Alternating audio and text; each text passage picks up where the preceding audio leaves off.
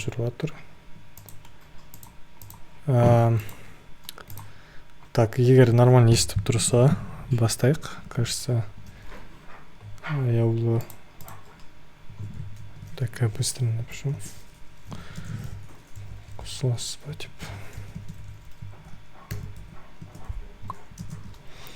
Тағы бір минут күте тұрайық, мүмкін жауап берер.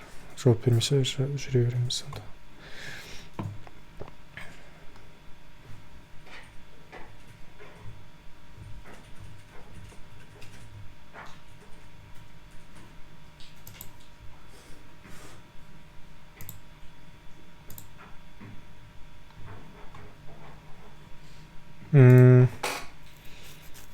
Қалайсың? Шүкір. Али, сен қалайсың?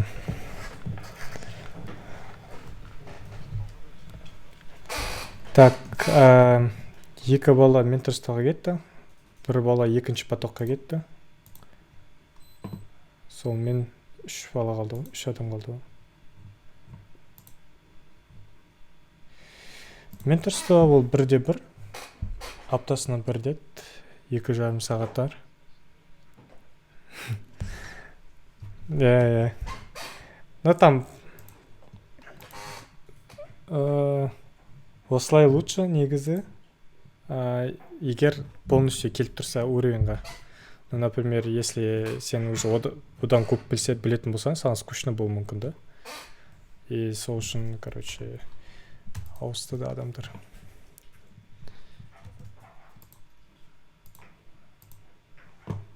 Қазір как раз бірінші сабақты быстро определим, қандай уровеньдамыз. Быстро сұрақ қоям, білесің ба, білмейсің ба деп. И солай бірнеше теманы секіріп кетеміз мүмкін, чтобы время не терять. Так, чуть с опозданием. Окей, онда жайлап бастай берейік. Так, негізі аяулуда қосылса жақсы болатын еді, потому что қазір секірейін деп жатырық бірнеше темаға сразу.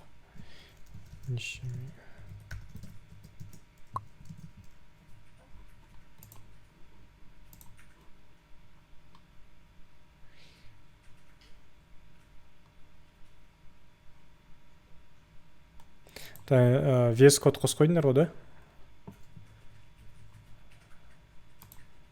Окей.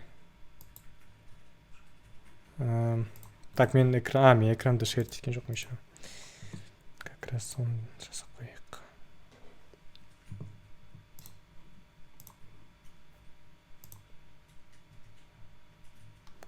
Экраның көрініп тұр ма?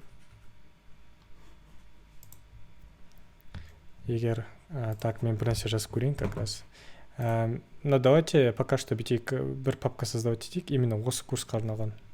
И барлық проекттеріміз, барлық кодтарымыз осы сияқты сақтайтын боламыз. Мен осылай атап қойдым, Node.js course level 1 деп, бірақ сендер өздерің как хотите можете назвать. Так, мына код көріне ма? Или слишком кішкентай ма? Үлкейте аламын.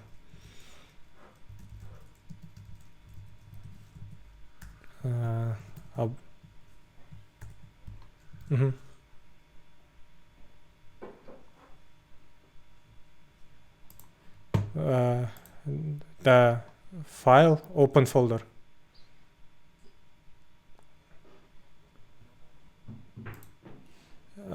Короче, мынаны басасың ол новый окнода ашылады, и старый нені аласың, жауып тастайсың. Но на новом окне откроется. Так, менде мындай версия тұр. 18 Node.js. Осы версияны қолданамыз. Қазір мындай сұрақ. Консоль-лог не екенін білесіңдер ма?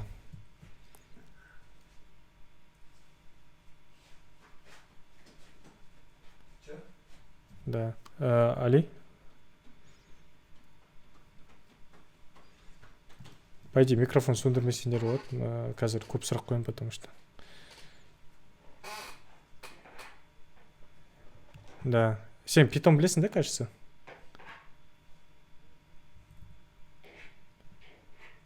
Окей, питонда print деген бар ғой, білесің ба? Сол ғой, короче. Иә.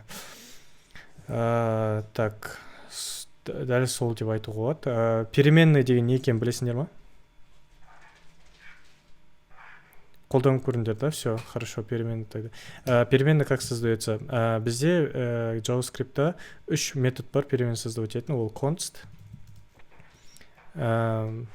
Питонда мысалға бүйтеді, да, ол сразу. Аман, ты тоже, да, кажется, питон знаешь? В питоне как делается? Например, a равняется 1 дейді, сразу кете береді, да, дальше. Но в JavaScript надо декларацию делать. Есть 3 вида декларации. Const, let и var.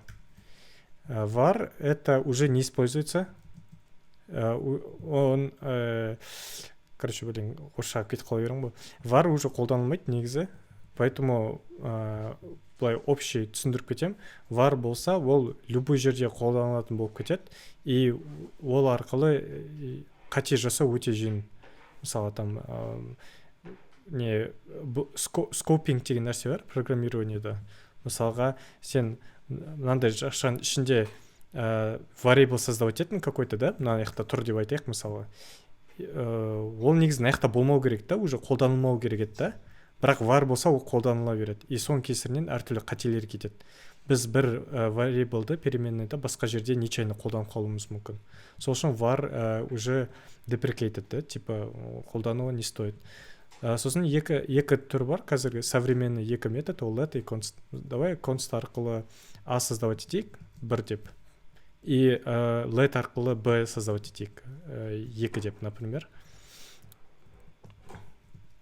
Енді қандай айырмашылығы бар const пен let'тің? Олардың айырмашылығы то, что const болса, это constant, яғни сен оны өзгерте алмайсың. A равняется 2 десең, ол қате болады. b равняется 3 десең, қате болмайды. Сохраним файл, node index.js дейміз. Вот, қате шықты. Қай жерде қате шықты дейді? Мына жерде a те болады, 2 қате болып отыр дейді. Assignment to constant variable дейді. Яғни сен constant variableға бір нәрсе қайттан жазыватсың дейді, да? Олай істеуге болмайды, тек қана басында не бердің, сол ғана тұра алады, өзгерте болмайды. Ол қай кезде күшті, например, сен айтасың, да, const pi дейсің, да, например, айтайық pi равняется 3.14 дейсің, да, и сен любой кодтың, любой жерінде осы пайды қолданып болса, сен уверен боласың, да, за то, что ол именно 3.14-ке тең болады екен. Түсіндер ма? Вот сондай кезде удобно ол. Сен білесің, что ешкім оны өзгерткен жоқ ешқай уақытта. Сол үшін const қолданады. Аха, қандай сұрақ? Let деген ол өзгертуге болады. Мынау комментирование білесіңдер ма? Коммент деген екен. Я просто көрсете салайын. Уже жұмыс жасап тұр, да? Почему? Потому что мен на кодты алып тастадым. Аман білесің, да, мына коммент не екен? Все. Вот уже 3-ке аударылам, и қате жоқ уже. То есть let'ті уже өзгерте аламыз деген сөз. Ол обычный переменный уже. Там неше рет ауыстырсан да бәрібір. Ол redeclare емес, ол assignment. Меняешь значение просто. То есть это дәл сол переменный, просто ішіне қандай данный сақталып тұр, соны ғана өзгертіп отырсың, и все. Потому что let ол тек қана декларация үшін керек болады. Ол біздің программаға айтады, типа, что бізде p деген переменный бар. Вот, соны ғана айтады. Даже сен бүйте аласың, короче. Просто мы это две вещи совместили. То есть это на самом деле просто декларация. А здесь мы даем значение. Бірақ const'та сен үйтіп жаса алмайсың. Const'та бүйтіп жасасаң, қате болады, да? Потому что ол не сразу const болғандықтан сразу значение беру керексің деп айтады саған. То есть, потому что біз оны өзгерте алмаймыз ғой, поэтому здесь сразу равняется 1 надо писать. Мы не можем просто взять и только декларацию сделать, потому что это const. Так, пока понятно, да? Все, тема. Так, const'ның осындай нәрсеге қолданады екен түсіндер ғой, то, что өзгерту болмайды. И, например, пай болса кайф. Сосын мындай нәрсе бар. мындай мысалға конт, сосын переменның аты, сосын равняется 1, сосын именно осы нүкте үтір келеді деген нәрселер, это синтаксис называется. Мысалға тілде синтаксис бар ғой, үтір қоясың бір жерде, нүкте қоясың сөйлем соңында, да? Сол сияқты программированиеде де синтакстар бар. Питонда ондай синтаксистер өте андай упрощенный максимально. Мына жақта бізде екі вариант бар. Мынаны қоюға болады, қоймауға да болады. Екі по сути бір, бірақ егер қойсаңдар жақсы, потому что код более понятный болады и кейбір багтардың алдын алады. Кейбір багтар бар, когда сен соны қоймаған кезде басқа кодпен қосылып кетеді, короче, сондай моменттер бар. Поэтому лучше всегда ставить. Но кейбір девелоперлар бар, вообще ешқашан қоймайды оны. Окей. Аха, Али. JavaScript именно. JavaScript. JavaScript арқылы, то есть мен вообще программированиені үйретуге тырысам, бірақ JavaScript арқылы. Вот, грубо говоря, солай. Но всегда JavaScript қолданамыз. То есть андай басқа тілге секірмейміз.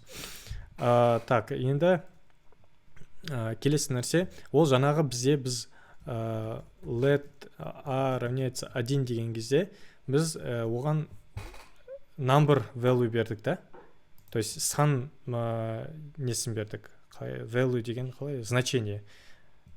Бірақ біз басқа да нәрсе істейміз. Let, мысалы, s текст бере аламыз, да, какой-то, любой текст. Это уже новый тип. Сосын boolean бар. Boolean деген true болады. Мысалына айтайық, b1 дейік, let b2. Boolean, на екеуі boolean. Коммент қалдырайын. То, что boolean. Например, no string. Я.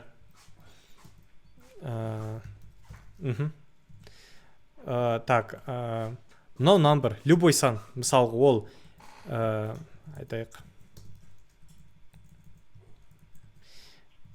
минус санда болады, let a3 равняется, мысалы 0.5 болады, минус 0.5 болады и так далее, да? Любой сан болады. Оның бәрі number деп аталады, осы типтар. Олар арқылы әртүрлі математический нелер жасай аламыз. Қосылды. Саламатсыз. Аяулы?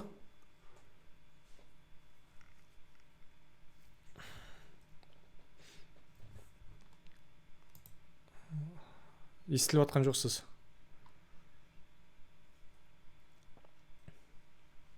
Ладно. Наяқта олар сан болғандықтан біз әртүрлі математический операциялар жасай аламыз. Пока понятно, да, Али? Все, хорошо. Мысалға айтайық, let result деген айтайық. Мысалға A1-ді көйтем, 4-ке көйте аламыз, например. Немесе result тем болады A2 плюс 3, например. И также переменныйдің екеуін бір-біріне қатысты операция жасамыз. Мысалға A3 көйтілген A3 мысалы в квадрате. Или же A2 мен көйтесін. И так далее. То есть әртүрлі операция жасалады. Көбейту, қосу, азайту, сосын тағы да бір әртүрлі функциялар бар, математический. Оларды потом көрсетем. Там степендерін алуға болады деген сияқты сондай нәрселер бар. Аяулы?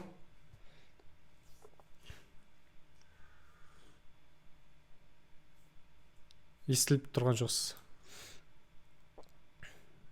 Короче, бүгінгі сабақ более андай не болады, интерактивный, потому что біз тез түсініп алу керек, біз бір-біріміздің өрімізді, чтоб бастапқы топиктарды секіріп кету үшін. Сондықтан мен қазір сұрақтар қоямын, білесіз, білмейсіз. Солға тез жауап бере аласыз. Аяулы, именно сізден сұрап отырмын.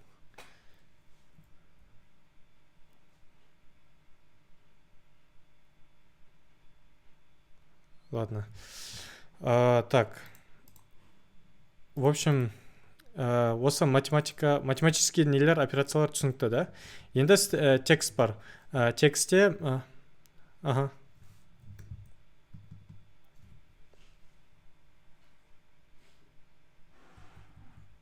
Мгм. Мынау былай бола алады, мынау былай бола алады, бірақ андай нәрсе бар, чистый код деген бар, сосын не бар, форматирование деген бар. Мынадай форматта жасаң, саған более понятно, читать легче. Потому что ты же должен понимать, что ты пишешь. А когда все подряд, то очень сложно понять. Например, тут -1, очень трудно заметить, что тут минус стоит, да, например. А так все понятно. Из-за этого ставится с двух сторон пробел обычно. То есть это, знаешь, это просто стиль. Стиль такой делает. Так, тағы не? И біз мысалға дәл бір результатқа бірнеше значенияларды жаздық та. Но ол, так как бір ячейка памяти болған үшін, тек қана біреу ғана сақталады, ол соңғысы ғана да. Сол үшін біз результатты экранға шығаратын болсақ, 0.5 шықты да. То есть А3 умножить на А2, да, -1-ді -0,5-ке көйтсең 0.5 шықты. Дұрыс па? Дұрыс қой.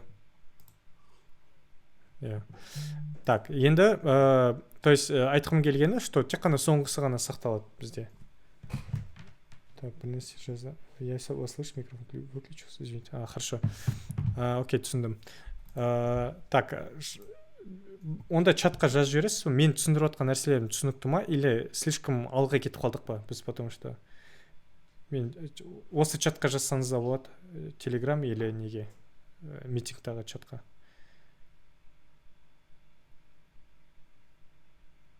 Потому что біз қатты алысқа кеткен жоқпыз, тез нелерді, чтобы понять. Вам понятно, нет?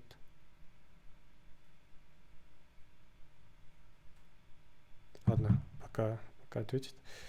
Дальше жүре берейік. Так, енді стринг.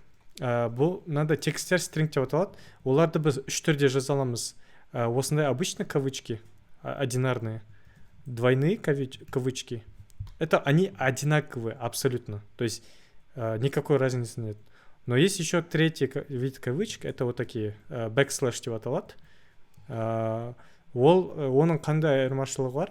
Біз кейде стрингтің ісіне бір какой-то variable тыққымыз келеді. Мысалға, мен текст и result тен, мысалға, я хочу показать, что result ол 0.5 екен, да? То есть его значение хочу пихнуть. Как это сделать? Доллар, кривые скобки и result. Ну, біздің переменный. Даже мне біздің result басқаша жанып тұр, көрдіңдер ғой? Это означает, что именно переменный дал отыр.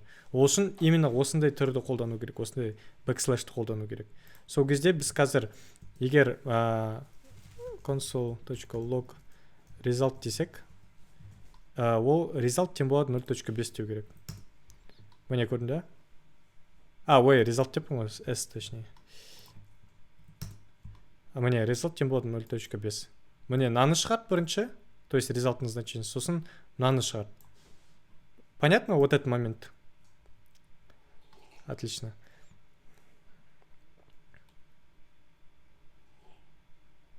Міне именно осындай доллар, сосын мұндай нен ішіне қою керек. Мына целый код жазуға болады даже. Мысалы, result -12 десек, например, ол -11.5 болу керек қазір. Міне. Көрдіңдер ғой? Окей. Енді boolean деген нәрсене. Boolean деген ол тек қана екі значение бола алады. True или false. Яғни шындық немесе өтірік. Или жалған. И ол не көбінесе жаңағы conditionстарды қолданады, ол условия деген нәрсе бар ғой, сол жақта қолданады. Бірақ бұлайша айтқан кезде, мысалға let b3 тен болады, мысалы b1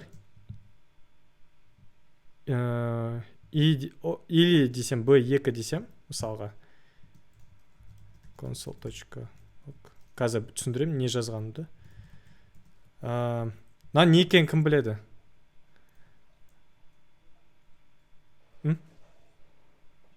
Аман білесің ба? Хорошо. Я. Да. То есть это что означает? Но мынандай знак көрсеңдер, сендер екі жағына қарайсыңдар. Слева что стоит и справа что стоит. Если хотя бы одно из двух сторон true, то это true становится. То есть B3 становится true. Если оба false, то это false. То есть хотя бы один true болса true будет, иначе это false. То есть сейчас мы проверим значение, да? True болды. Почему? Потому что B1 ол true болғандықтан мынаның барлығы true болып кетті. Хорошо? Енді екіншісі бар. B4 равняется B1 и B2. Это AND называется. Но OR деп аталады. Так. OR. AND. AND-тың несі? Екі жағы да true болу керек, чтобы true болу үшін. Хотя бір жағы false болса, екеуі де барлығы false болып кетеді. То есть console.log B4. Давайте мне жазып қояйық, то, что это true вышло, а это вышло false. Вот, но false болды енді. Почему? Потому что B2 false, сондықтан но AND-тың барлығы false болады. Понятно, да? Ну, по скорости как? Нормально объясняю? Типа медленно, быстро? Нормально, да? Окей. Все, nice. Вообще, эта тема, вот так писать намного понятнее. Все, хорошо, новый файл. Нам давай индекс. Я эти файлы, может, вам даже вот так скину. Короче, индекс 1, деп сохраните сайын. Чтобы в одно место все не пихать. Индекс 2.js. Так, енді новыйға көшейік. Енді біз так, не істейміз?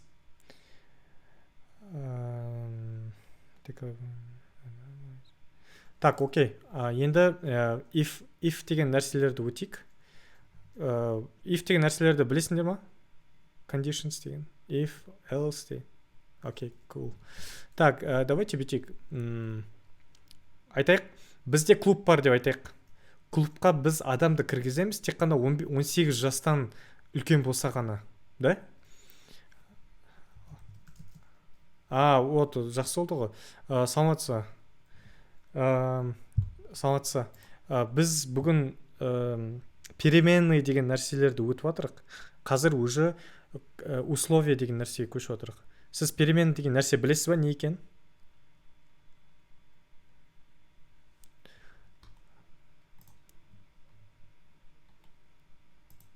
Хорошо, бірақ сіз қарай беріңіз дальше, ема? Шығып кетпеңіз, потому что сұрақтар қоя аласыз, то. Так, мына получается клуб бар деп айтайық. Ол жаққа тек 18 жастан ғана кіргіземіз. И давайте айтайық былай. Біздің age деген бар. Пока что давайте ол жігіт там 16-да болсын. И как понять, как вообще проверять, да? Ол вообще 18-ден кіші ма, үлкен ба? Біз былай істей аламыз негізі. Бір не создавать етеміз, boolean создавать етеміз, true false деген. Например, is over 18 дейміз, ема? И ол тем болады age больше или равен age. Ой, больше равен 18, точнее. Бұл момент түсінікті ма? Так, көрейік, не болады екен. Вообще, просто давайте посмотрим результат. Is over 18. Индекс 2. То есть false болды. Почему? Потому что мына жақта автоматически 16-ға айналып кетеді. 16, мынандай сұрақ пайда болады. 16, 18-ден үлкен немесе тең ба дейді. Бұның барлығы өтірік болып шығады, жалған болады. Сондықтан мынаның значениесі boolean false жазылады. То есть но boolean type is boolean. Но false-ға айналады. Или давайте осы жаққа жазайын. То есть нам барлығы false болды. Айтайық, мынау мысалға айтайық Али Alice age деп айтайық. Али 16-да деп айта салайық. Сосын мына жақта аман дейік. Aman's age мысалы 21-де деп айтайық.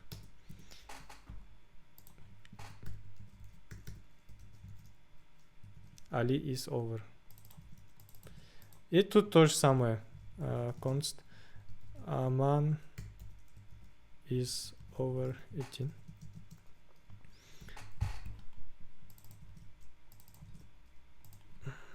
Aman's age больше или равен 18.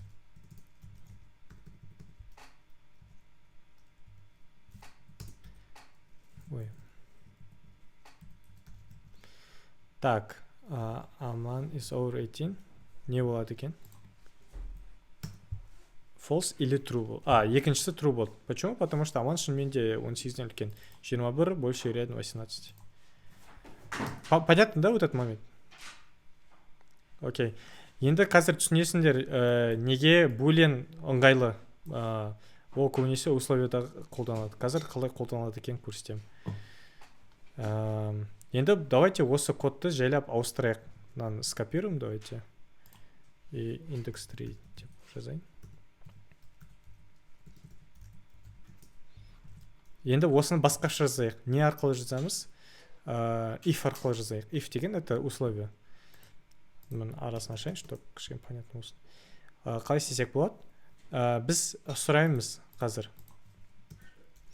Егер енді клубқа адамды кіргізе алатын болсақ, мысалға Алиді кіргізе алатын болсақ клубқа, біз жазамыз come in дейміз, кір дейміз. Давай просто қазақша кір деп жаза салайық. Егер кіргізуге болмайтын болса, онда біз шық деп айтамыз, например, да. Қалай жасаймыз оны? Біз былай жасаймыз. If Ali is over 18, console.log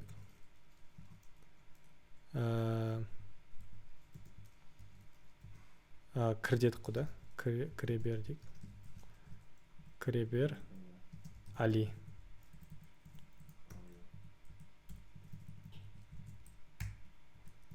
Егер, енді как сказать, егер олай болмаса деп айтсақ, как это сказать? Просто вот это ставить и все. То есть вот это наны обратно сейчас. Мысалы, мынау true болса, мынау false болып кетеді. Егер мынау false болса, мынау true болып кетеді. То есть айналдырады.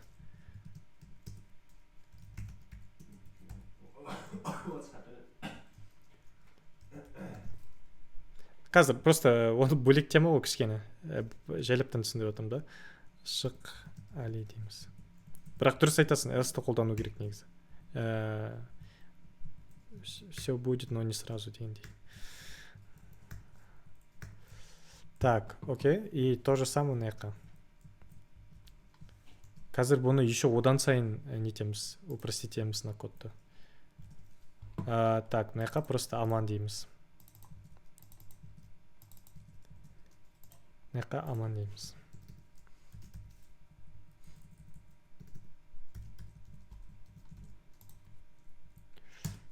Жоқ. Үшінші файл уже. То есть Алиге шық деп тұр, значит ол 18-ге толмаған. Аманға кіргі болады, значит ол 21-де. Ой, 18-ден үлкен. Немесе тең. Понятно, да? If. Всем понятно? Отлично, отлично, отлично. Так, енді мынаны қараңдаршы. Бір код, бірдей код қайталанып тұр да, 2 рет. Только мысалға мына значение ғана өзгерді деп айтсақ болады ғой. Мынау 16 болды, мынау 21 болды, и все. А так, по сути, все, что тут происходит, это одно и то же, по идее. Да? Что можно сделать в этом моменте? Как можно совместить? В такие моменты используется, снова копирую. Біз уже үшінші темаға секіріп отырық. Функция деген. Бұл жерде... давайте else-ті түсіндіріп кетейін, резко. Как раз 4-ші файл. Жаңағы айтқан кішкене нәрселерімді... Микрофон ашық қол. Бәрінде. естілмей қалды ма? Естіліп отыр ма енді? Енді я. Отлично. Получается, біз айтатық та, егер мынау болса, онда мынаны істе, мынау болмаса, онда мынаны істеу деп жатырық қой. Да? То есть мынау болмаса деп қойдық қой мына жақында. Как можно еще лучше сделать? Просто else дейсің. Что это означает? Это означает, что если Ali is over 18, то тогда кіре бер деп жаз. Если нет, то есть else деген если нет деген сөз. Иначе деген сөз ғой, иначе. Онда мынаны шығар дейді. И то же самое мына жерде. То есть код дәл солай жұмыс жасайды қазір. Почему? Потому что егер мынау шын болса, онда мынаны істейді. Егер мынау болмаса, онда мынаны істейді. Қазір көреміз, мен мысалы қазір мынаны 2 деп қойсам, например, қазір шық аман деп жазады тоже. Так, подождите. Аман сәш кіре бер. Я не сохранил, что ли? Ой, третий файл же. 4. Шық аман. То есть екунде шық деп отыр, потому что 16 мына жақта 2. То есть мынау выполнилось екундеде. Понятно вот этот момент? Если непонятно, скажите. Да. Тек Али жауап берді. Мен өшіріп тастадым өз микрофонды. Я түсініктім. Скретчингқа ұқсайды екен. Қандайға? Скретчинг бар ғой, который кота надо заставить мяукать деп көрсетеді ғой. Білмеймін. Ана қазір айтам бір лекцияда болды. Ана Гарвардтың бір бесплатный лекциясы бар ғой, который скретчинг өйстіп көрсетеді. Если код типа ходит налево, потом и пишем if, если мы хотим, чтобы он еще мяукал, типа, если он должен быть налево. Ну, почему-то соны ұқсатып тұрмын, да? Он бірақ C++пен жасайды. Окей, мне кажется, это CS50 называется, да? Да. Окей. Да, тема нелер. Так, мына жақта булен қоя аламыз ғой if-тің ішіне. Біз if-тің ішіне булен қоя аламыз.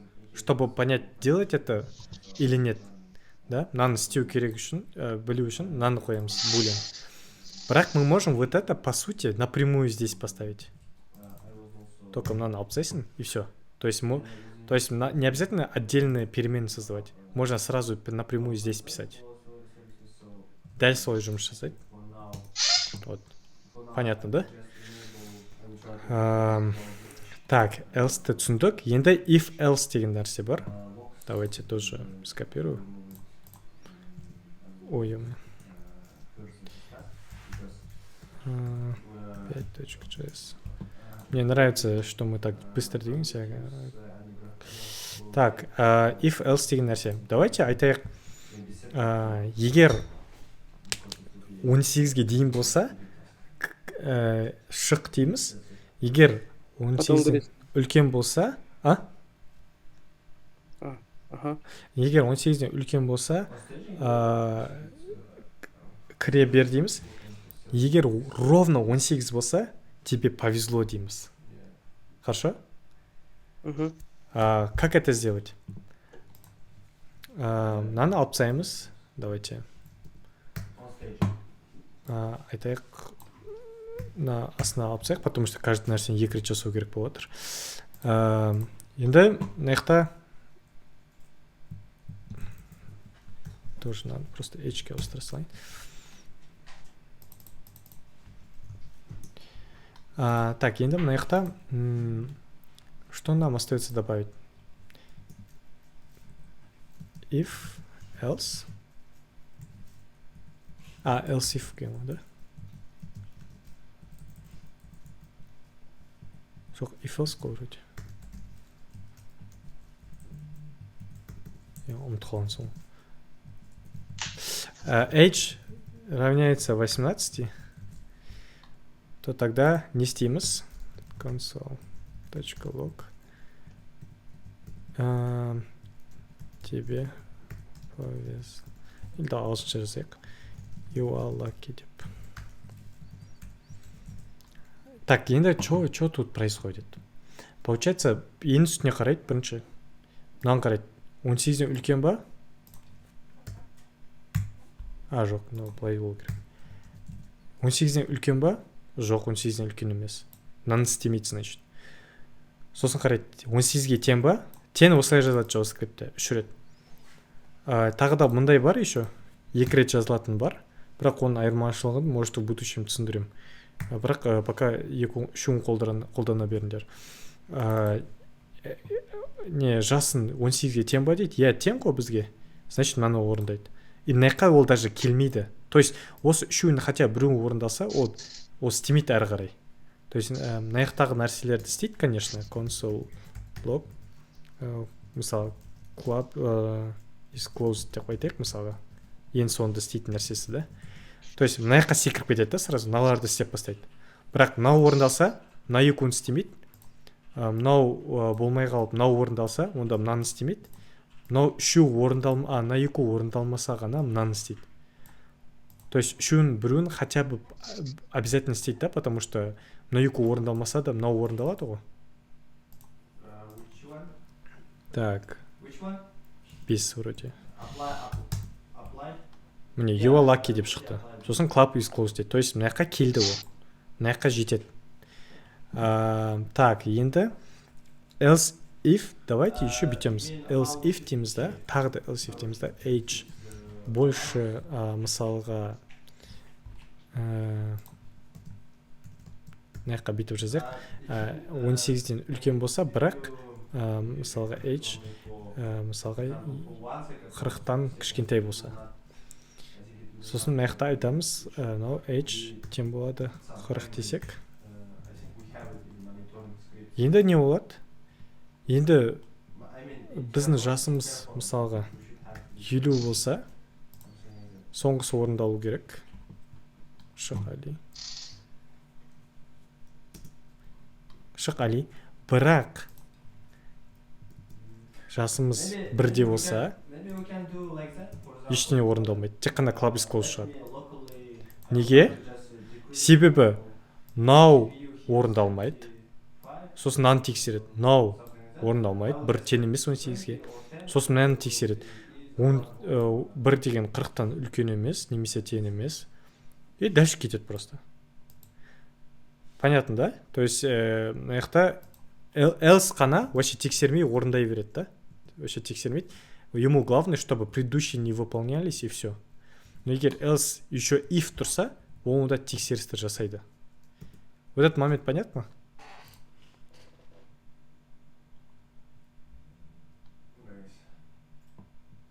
Да, Баланс, понятно. У меня вопрос. Вот здесь кавычки біреуандай түзу и бір еленген не тұр ғой, жақша тұр ғой, они как-то отличаются или олар бір мағына береді ма? Қай жерде? Нешінші строка? Сары... Нет, вообще басындағы, үшінші строкадан бастап мына жерде сарымен белгіленіп тұр ғой, біреуі age-дің алдында, потом 40 болып ол жақша жабылады, соның жанында қандай еленген жақша тұр ғой. Түсіндім. Ол екеуінің айырмашылығы бар ғой, иә? Или бәрібір ма? Бар. Это называется, ана ғана түсіндіріп едім, сөздім қалдым уже. В общем, бұл тілдің заңдары да. Мысалға біздің қазақ тілінде, мысалы, менің атым Алихан деп келеді. Алихан атым менім деп айтпайсың ғой. Сол сияқты программированияда да әр нәрсенің өзінің кезегі бар. Бірінші if деп жазасың, сосын именно осындай жақшаның ішінде өзінің условияында жазасың. Это обязательно ол бір булинға әкелу керек. То есть мынаның результаты булин болу керек, да?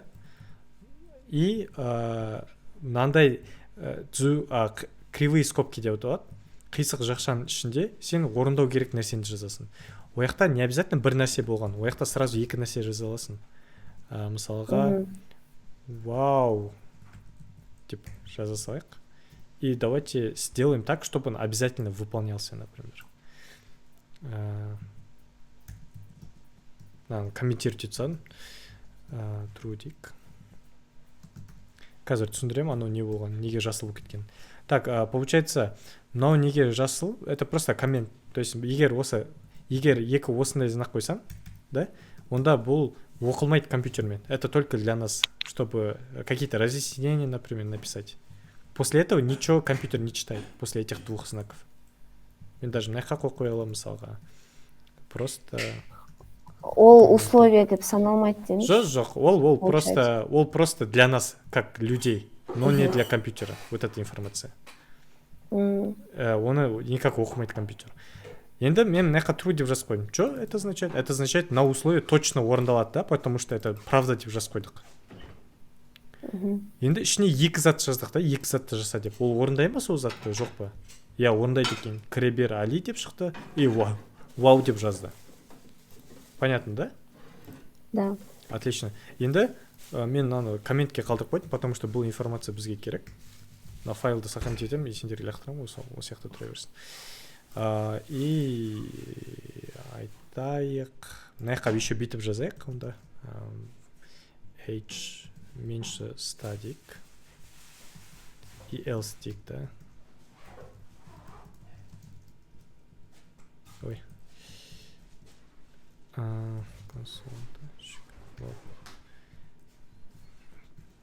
Пипец как олд деп қояйық өтірік. Енді болды. Енді по-любому хотя бы мына условие орындалады. Мен просто қойып қойдым, чтобы else примерда болсын деп. Мысалы 101 болса, осы орындалу керек негізі. Пипец как олд, все хорошо. Так, келесі нәрсе. Енді мана Аман мен Алиге қайтайық. Аман мен Али. Бізде қандай пример болды? Басында Алидің жасын жаздық. Алидің жасын... Алидің, сосын Аманның атын, жастарын жаздық. Сосын біз оларды кіре ала ма, кіре алмай ма деп жаздық, да? Енді, как мы можем сделать так, чтобы бір код жазып, это переиспользовать просто для Амана и для Али? То есть один раз написали, но использовали два раза. Это функция. Сол нәрсені функция орындайды. Бізде бар информация бүйтіп айтайық. Так, Ali's name является... так, const. Ali's name Ali. Так, аяулы, сіз ертерек келгенде сіздің атыңызды да қолданатын едік. Бірақ сіз кешіктіңіз, поэтому бүгін қолдамаймыз. Не обидно, нормально. Так, Аман's name. Так, енді жастарын тоже жазайық. Ali's age. Манағыдай 16 мен 21 бола берсін. Аман's 21.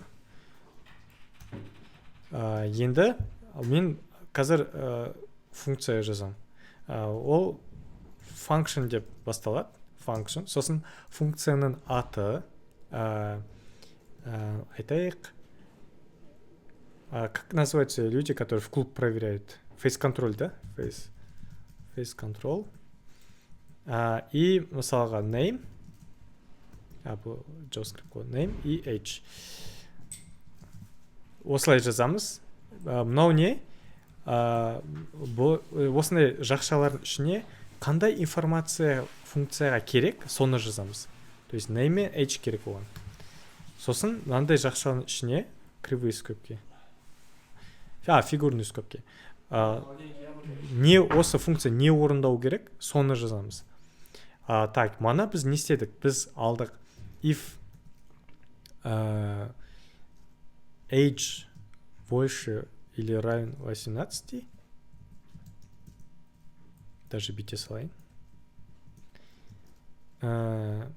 Console.log enter тек кір деген сияқты айтайық. Enter to the club. И else console.log you are too young деп жазайық. Сосын мысалы console.log control face control is finished. Так, окей. Енді бізде так, интер бутик. Давайте осылай пока тұра берсін. Жайлаптан қосам, слишком много информация болмасын деп. Мына жақта не істедім мен, обычный код қой, бірақ мен мына фигурный скобки, помните, мындай фигурный скобтың ішіне жазатын едік біз до этого. Мен оларды алып тастадым. Почему? Потому что егер сенде тек қана бір операция болса, ты можешь не ставить. Но если хочешь, чтобы несколько операций выполнялось, то ты обязан ставить их. В этом кейсе, в этом случае, у нас только одна операция, да? Тек қана мынаны шығару керек. То есть мынау орындалса, мынаны ғана істеу керек. Поэтому бізге можно не ставить. Но я всегда ставлю, по идее. Но просто сендер, чтобы білсіндер деп, что қоймауға да болатын. Егер мен мысақта еще console.log бірдеме болса, онда маған қою керек болатын еді. Почему? Потому что екі операция. Но так как менде тек қана біреу, онда не надо. Понятно, да? Так, енді алты, да? Қараңдар, қазір ештеңе болмайды. Так, вроде функция жаздық. Не жетіспей тұр. Біздің қолданбадық біз бұл функцияны. Біз функция бар екен жаздық, ол функция не істейді екен, қандай екен жаздық, бірақ бұл функция қолданған жоқпыз. Қалай қолданамыз? Оны біз face control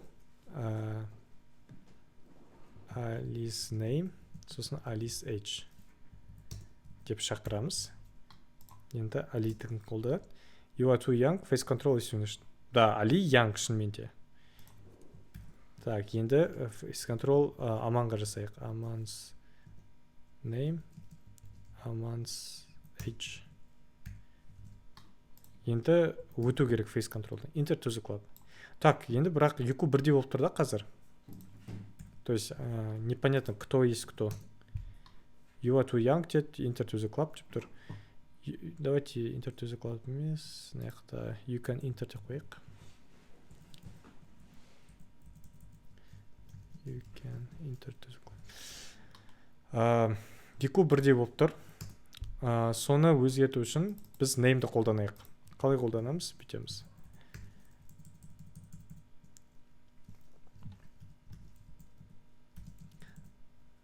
Name.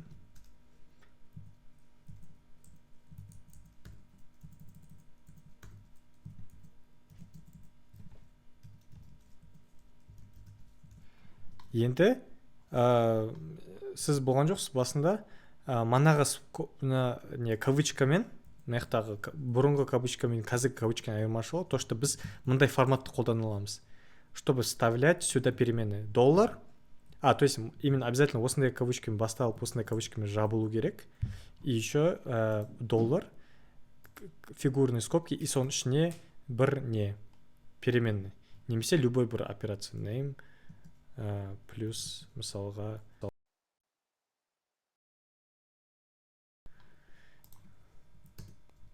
Ali, face control, Aman name деп тұр қазір. Мынаны қосқан үшін. Микрофон өшіп қалды, естілмейді. Жоқ, естілмейді. Енді? Енді естіліп тұр. Қай моменттен естілмей қалды? Когда доллар деп айтып отқан кезде. Доллар, сосын фигурные скобки, и потом любой бір операция. Просто тек қана не болуы да мүмкін. Просто variable. Енді мына жаққа қарасаңдар, Ali, you are too young деп тұр, и Aman, you can enter to the club. То есть біз бір функция арқылы екі түрлі результатқа қол жеткіздік. То есть мы переиспользовали один и тот же код для двух разных информаций, да? Чтобы бір рет қана жазып, бірнеше рет қолдану үшін. Вот сол функция деп аталады. Мынау функция. Функция ішіне не жазғың келеді, любой код жаза аласың. Главное, чтобы осының ішінде болғаны. Так.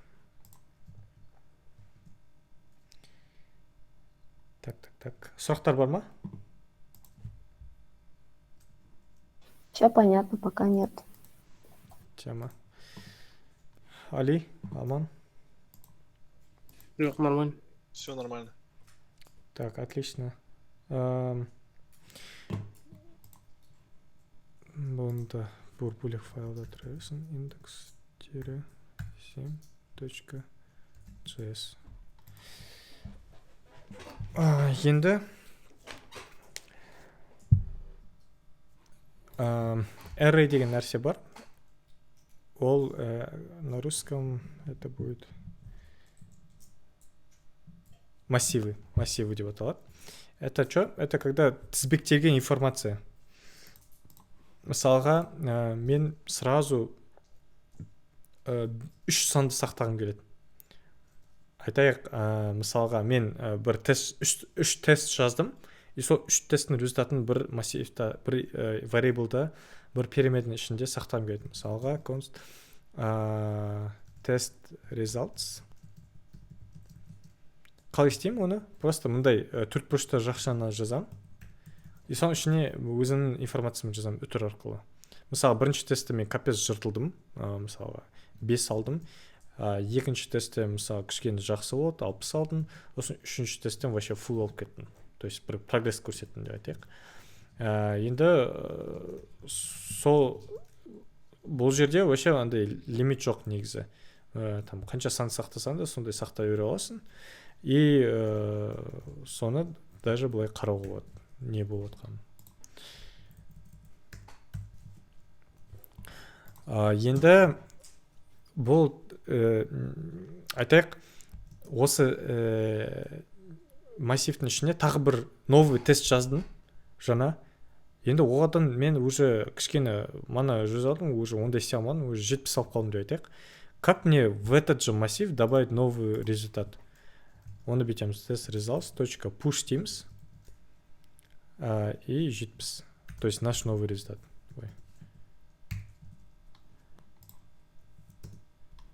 Тағы да шығару керек.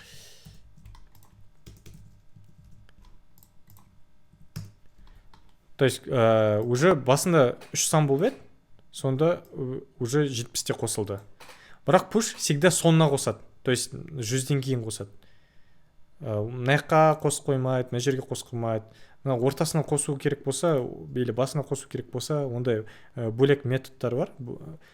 Именно push осылай жұмыс жасайды, сонына қосады. Добавить в конец деген операция жасайды, короче. Енді айтайық, не істесем болады. Заметили, да, то, что бұл const деп айттым, бірақ новый бірнәрсе жасадым оған. То есть мы вроде сказали, что переменный const болса, онда дымда істей алмаймыз, оны өзгертуге болмайды деп. Бірақ біз наяқта оны алдықта новый сан қосып. В чем прикол? Прикол в том, что біз именно мындай операция жасамаймыз. Test results, тем болады, мысалға 1. Міне, no fail болды уже. Мына жерде test results равняется на новый массивті жаза алмай жатыр. Неге? Себебі біз именно осы variable'ды перенаправляем на новый источник информации. Грубо говоря, мындай источник информации бар, соған ссылается вот эта переменная. А біз алдықта, давай сен на новый массивқа қарайсың дейді, көрсетесің дейді. Это он не может сделать. Но внутри этого источника информации можно менять, то есть то, что уже внутри и так-то находится, мы можем это менять, как-то расширять и так далее. Но мы не можем новые значения туда писать. То есть это полностью новые значения. Другой вид операции, грубо говоря.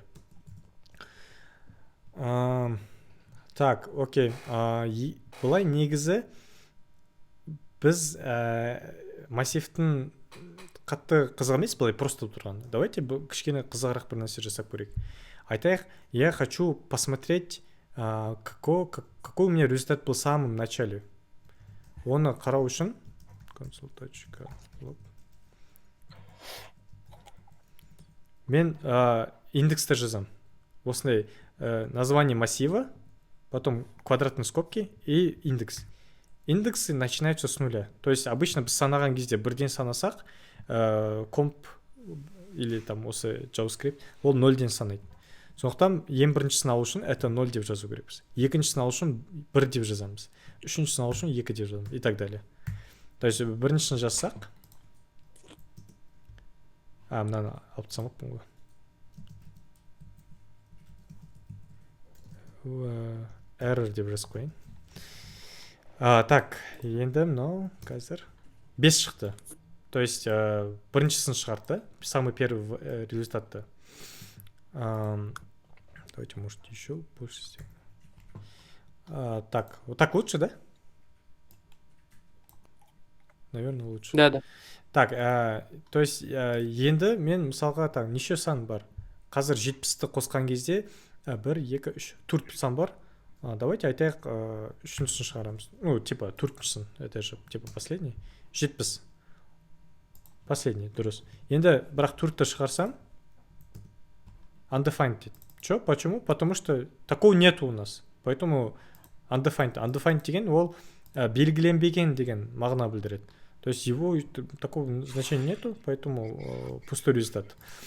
Енді мен айтайық соңғысын шығарым. Мен білмеймін осы массивта қанша сан бар екен. Мысалы 100 ба, 5 ба, вообще сан жоқ па. Но я хочу последнее число посмотреть. В данном случае 70 болу керек, бірақ я не знаю, сколько чисел там находится, да, например. Как это сделать? Для этого мы можем просто сначала узнать, сколько чисел находится вообще. Тест results.length. То есть бұның жауабы бізге көмектеседі қазір. Төрт не бар екен? Undefined деп қойын. Undefined. Или так, окей, мы узнали, что төрт сан бар екен. Төрт сан это означает, что ең соңғы индекс 3 қой, правильно? То есть төрт деген бола алмайды, потому что 0-ден басталады. Сондықтан біз ең соңғы санды алу үшін жоқ былай индекс дейміз да, индексті жазатын жерге test results.length -1 дейміз. Сол кезде 70 шығу керек. Last item. Вот этот момент понятен? Типа соңғы сан шығару. Я, соңғы санды шығару үшін осылай жасайсың. То есть сен бірінші length home items count деп қойын. То есть ең бірінші мына индексқа жазатын жерге просто бірінші нені қанша вообще ішінде материал бар екен білесің. Сосын одан сол саннан бірді азайтасың. Сол кезде соңғысын алып береді саған. Именно логикасын түсіндіңдер ма? Сіз мысалы айттыңыз ғой 0-дан басталады деп. Получается, по идее 0-дан 3-ке дейін бізде сан бар. А предыдущий біз жазған кезде, почему он показал 4, если 0-дан бастался? Почему он 3 не показал? Да. Он же 3 должен был показать. Кто может ответить? Потому что 0-дан басталады ғой. Ладно. Я могу ответить. Давай. Вопрос в чем состоял? Еще раз повторите, пожалуйста. Если мы считаем с нуля с нуля, а не от однерки, то должен был правильно ответить 3. То есть 0, 1, 2, 3. То есть у нас 4 цифры. А Да. почему здесь 4 показывает, а не 3? Ну, 3 это индекс, то есть его порядковый индекс, он начинается 0, 1, 2, 3. Но под индексом 0 там же получается первое число, 5, да, стоит, получается. Правильно? Но это же когда мы считаем... Да, а вот именно testResults.length, вот этот метод length, он выдает всю длину, сколько всего есть внутри. Он, значит, с однерки считает, да? Да. Именно length, он дает типа 1, 4 без, 1, 4 деп санап берет. Но так как мы знаем, что индексация идет от 0, мы единицу отнимаем. То есть, допустим, в array может быть там, не знаю, 100 или 200 позиций, или 258, например. Вы же не будете в голове это держать. Вам просто нужно последнее. И чтобы последнюю найти, вы просто возьмете и будете использовать метод length. Все. Понятно, спасибо. В общем, это количество. А вот то, что мы здесь пишем, это адрес, грубо говоря. Мысалы, мен там Брусиловский 167-де тұрам. А мынау мысалға мен үйіме дейін там мысалға сколько-то домов есть деген сияқты. Ну, блин, не в тему пример, по идее. Звонок заканчивается. Да, так, давайте... Ой. Сейчас выкинет. Хорошо.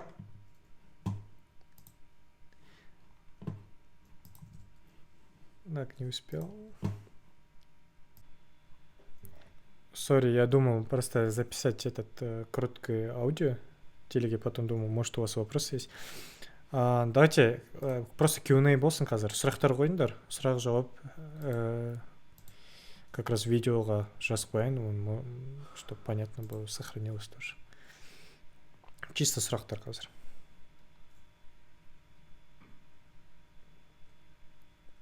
Ну, я, скорее всего. Егер басқа сұрақ болса.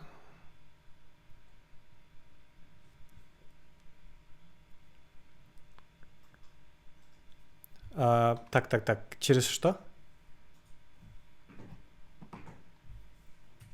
Угу. LED бола алады. LED бола алады, ну. Угу.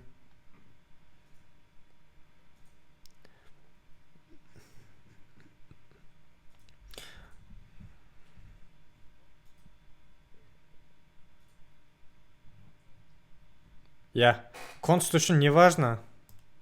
Я. Именно осы ішіне сен өзгертесің ба, бір санды азайтып тастайсың ба ішінен, бір сайын значение, мысалы мынаны алып 4-ке өзгертіп тастайсың ба, это не важно. Прикол в том, что именно былай істей алмайсың. Тест результат тең деп қайттан жаза алмайсың. Полностью новыйға аудара алмайсың. Вот в этом только разница. Но егер LED болса, мынау LED болса, онда мынаны істей аласың уже. Сосын тағы да кішкене түсіндіріп жіберейін. Мысалы тест results. Айтайық, сен неге бардың деп айтайық, апелляцияға бардың. Сосын оказывается сен, мысалы біріншісінде оказывается мен 5 алмағанмын, оказывается мен по идее нормально жазғанмын. Айтайық мысалға 55 деп айтайық, да? Онда мен бүйтем, тем болады 55 деп.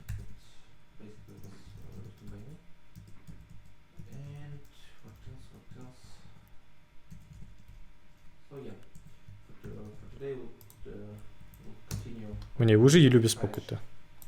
То есть басында 5 болды, уже 55. То есть мы можем по адресу обращаться и менять это значение. Түсінікті ма барлықтарына? Я. Но по идее біз тук-тук-тук көп нәрсе өтсақ. Массив өттік, функция өттік, перемен өттік, условия өттік. Келесте...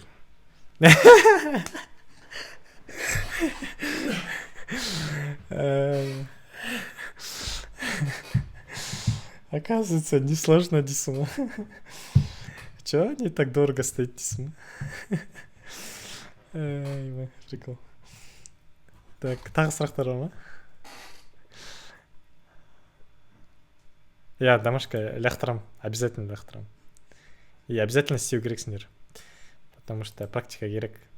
Потому что бүйтіп қарап отырасың, Алихан, ну, вроде понятно объяснил. Я понял вроде, а потом жазу керек кезде ема тупить едесің, короче. Вот, сондай болды.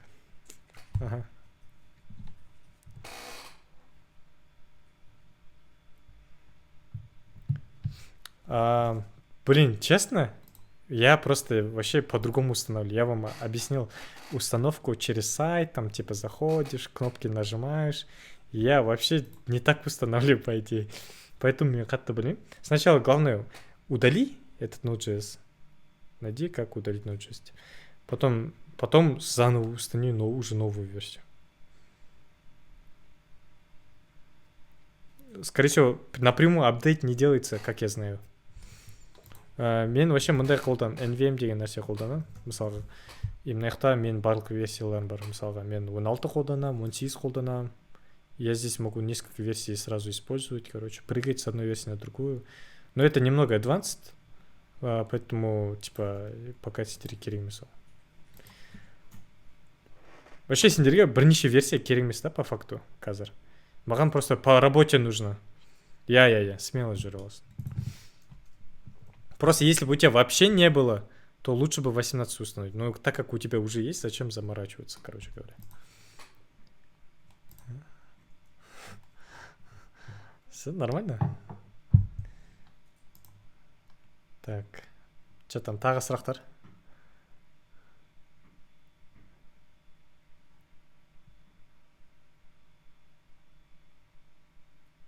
окей. Үй жұмысы болған кезде бірақ сұрақтарды смело қоя беріңдер да. Но андай біреуіне көмектескен кезде осторожно болыңдар, слишком андай явный не болмасын. Давайте я как раз вам покажу один прикол. Гид деп аталады. Кто слышал про гид?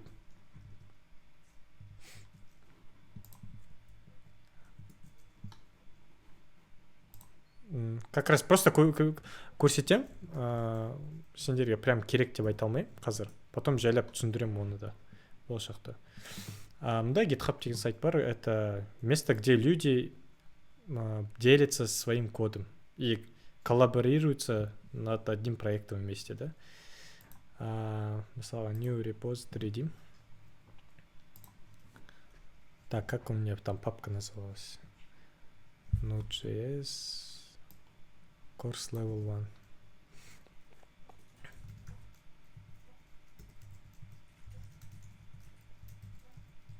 Да, Level 1. Так, Public Play version қазір.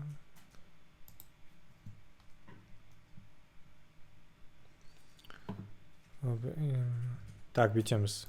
Мына жақта терминалда git init, git add менсі, git commit менсі, first lesson. Так, и мына жақта мынаны жасау керек.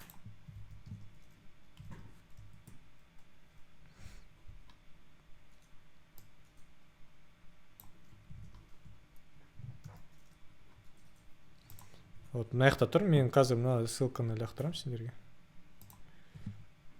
Осы жақтан жаңағы кодты қарайсыңдар. Бүгінгі сабақтың.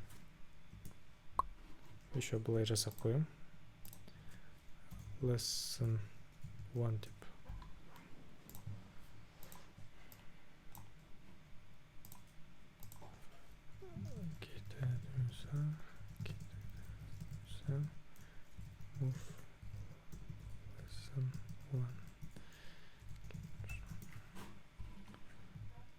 И мына жақта уже апдейт болады. Lesson 1-да кіре аласың. Все, просто сендер осындай нәрсе бар екен білсін деп, как пользоваться, кішкене хотя бы помимо болсын деп жасағанмын. Осы жақтан, короче, қарайсыңдар сол кодты. Тағы сұрақтар.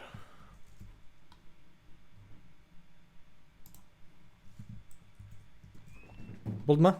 Тогда онда бітірейік. Скоро жұмысын жіберем. Жоқ.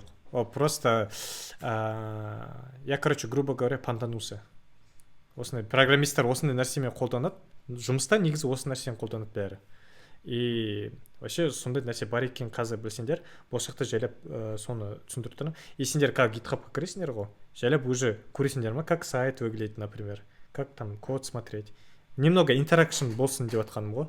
Потом мы будем пользоваться, в этом курсе мы уже будем пользоваться гитпен. Кішкене как, чтобы первое касание было, короче говоря. Вот, все. Осы сайттан қарайсыңдар, үй жұмысын жіберем, видеоны тоже салам, потому что там қайталау керек болып жатса, аяулыға, тем более басында болған жоқсыз. Вот.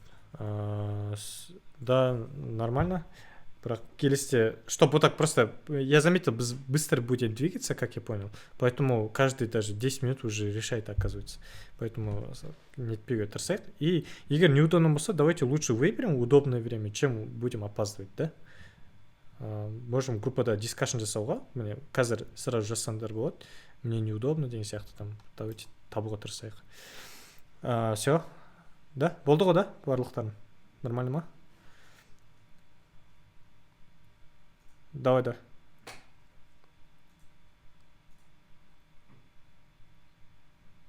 Угу.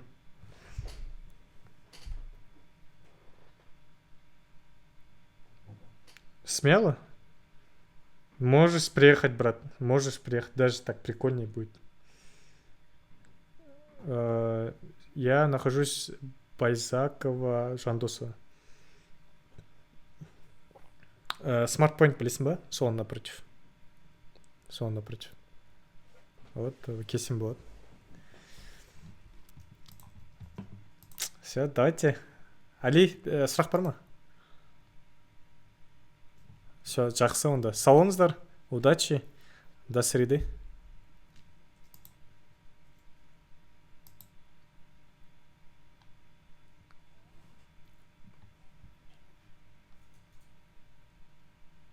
Маған удобно. Иә.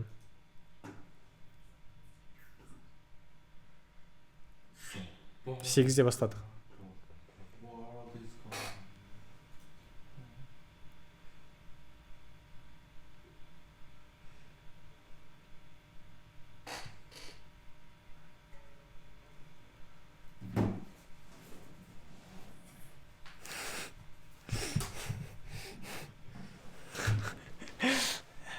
Сторисқа салып та.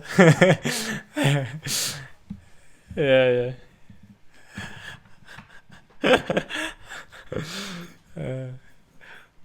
Бейтін.